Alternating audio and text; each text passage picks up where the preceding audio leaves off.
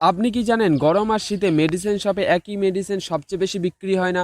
গরমের সময় যে ক্যাটাগরির মেডিসিন সবথেকে বেশি হয় তার শীতের সময় ঠিক তার উল্টো ক্যাটাগরির মেডিসিন সবথেকে বেশি বিক্রি হয়। হ্যালো সবাইকে, আমি ইস্তাক। আমি একটা মেডিসিন শপে কাজ করি। আজকে দেখাবো সামার আর উইন্টার সিজনে কোন কোন মেডিসিনের ডিমান্ড সবথেকে বেশি থাকে। গরমকালে মেডিসিন শপে সবচেয়ে বেশি ওষুধের ডিমান্ড থাকে ফিভার মেডিসিন, অরেশ বা dehydration medicine, stomach infection medicine, vomiting medicine. কারণ গরমে ডিহাইড্রেশন আর ফুড ইনফেকশন সব থেকে বেশি হয়। শীতকালের সিচুয়েশন এর পুরো উল্টো। সবচেয়ে বেশি যে মেডিসিনের ডিমান্ড থাকে সেগুলি হলো cold medicine, cough syrup, throat pain medicine, allergy medicine.